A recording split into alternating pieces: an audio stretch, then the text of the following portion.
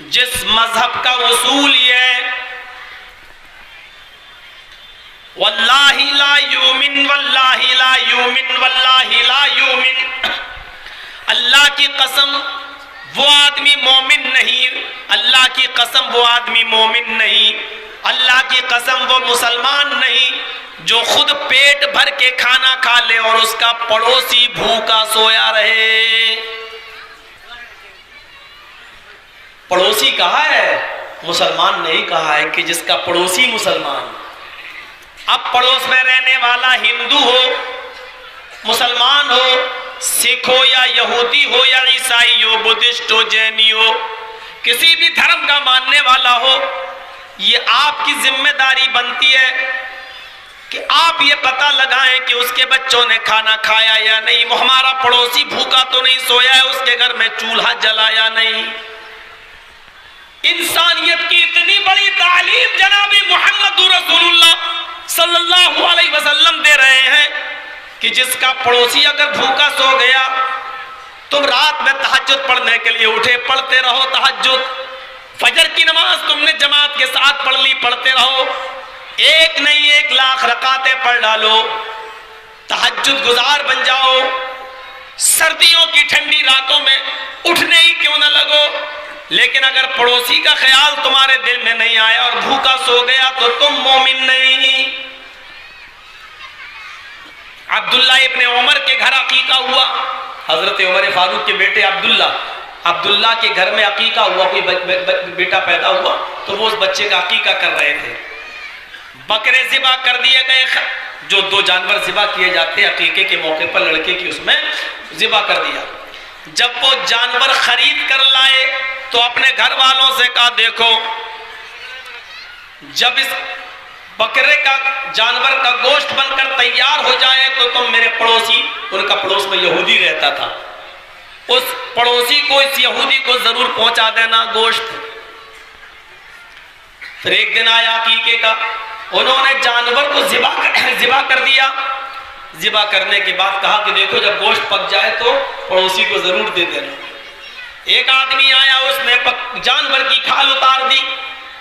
जब खाल उतरने लगी और खाल उतर गई, फिर हजरत अब्दुल्ला घर में आए, कहा देखो जब खाना बन जाए तो पड़ोसी को जरूर दे देना।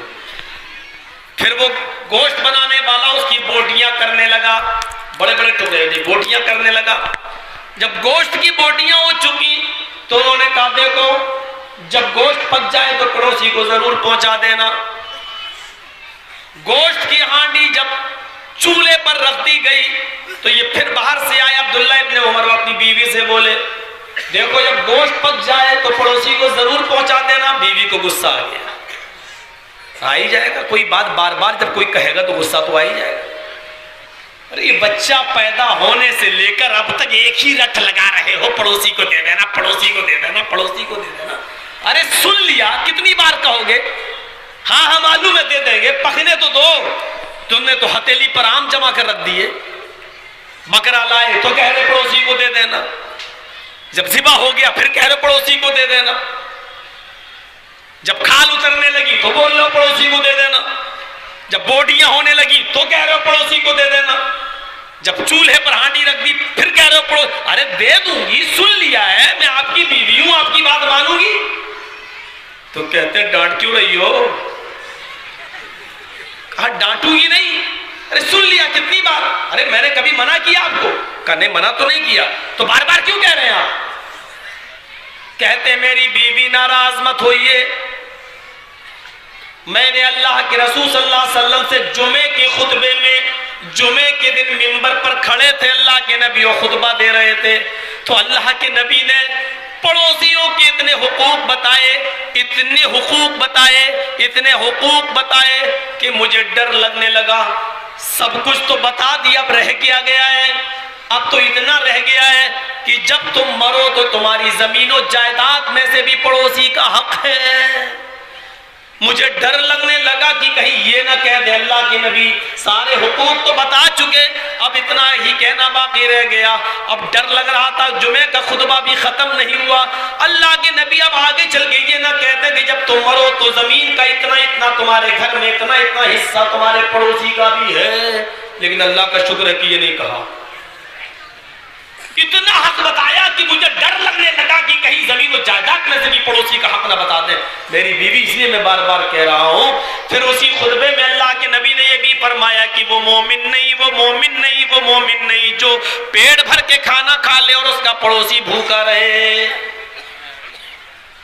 ईमानदारी के साथ बताओ, इससे बड़ी इंसानियत का सबक और इंसानियत का लेसन और इंसानियत का पाठ कहां मिलेगा? यह है इंसानियत। मजहब से ताल्लुक नहीं है, धर्म से ताल्लुक नहीं है, पड़ोस में रहने वाला कोई भी हो। एक साहब बड़े परेशान थे, उनके घर में चूहे बहुत ज्यादा आते थे। सहाबी का वाकया बता रहा हूं मैं आपको, पढ़िए तज़किरतुल हुफ़ाज़ अल्लामा शमसुद्दीन ज़हाबी की। वो बहुत परेशान थे कि मैं क्या करूं, रोज चूहे आते हैं और कभी कपड़ा काट जा रहे हैं, कभी गल्ला खा जा रहे हैं, कभी ये नुकसान कर जा रहे हैं, कभी ये नुकसान कर जा रहे हैं। तो उस सहाबी ने लोगों से मशवरा पूछा कि क्या करूं, ये मैं चूहों से बड़ा परेशान हूं। तो एक सहाबी ने मशवरा दिया कि एक बिल्ली घर में पाल लो। उन्होंने कहा यार ये बात तो सही है, बिल्ली पाल लेंगे, चूहे को देखेगी, बिल्ली झपटेगी और चूहे जो है चूहे को खा जाएगी या डर के मारे चूहे भाग जाएंगे। वो बिल्ली ले भी आए, एक ही दिन रखी उन्होंने बिल्ली, सुबह से शाम तक, शाम को हटा दिया।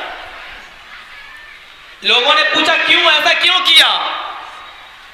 कहा कि मैं सुबह बिल्ली को लाया, शाम तक चूहे ही नहीं आए। क्यों? का एक चूहे को बिल्ली ने मारा, सारे चूहे समझ गए कि अब बिल्ली इसमें आ गई। चूहों ने अपना रास्ता बदल दिया, अब आ ही नहीं रहे। और मैंने बिल्ली को इसलिए हटाया क्योंकि मेरे घर के चूहे बिल्ली के डर से कहीं मेरे पड़ोसी के घर में ना घुस जाएं। और अल्लाह के नबी ने ये फरमाया जो अपने लिए पसंद करो वो अपने पड़ोसी के लिए और अपने भाई के लिए, अपने मुसलमान भाई के लिए पसंद करो। जब चूहों को मेरे घर में रहना मुझे पसंद नहीं है तो मेरे भाई के घर में या मेरे पड़ोसी के घर में घुस जाए, ये मैं कैसे पसंद कर लूं? इसलिए मैं नहीं चाहूंगा कि बिल्ली मेरे घर में रहे और चूहे डर के मारे मेरे घर तो छोड़ दो मेरे पड़ोसी के घर में चले जाएं और पड़ोसी को वही नुकसान पहुंचा जो मुझे पहुंचा रहे थे। नहीं नहीं नहीं, पड़ोसी का मकाम बहुत बड़ा है। उन्होंने कहा मेरे घर को ही नुकसान पहुंचाने दो, मैं बिल्ली को हटा दे रहा हूं। इतना ख्याल रखा जाता था पड़ोसी का।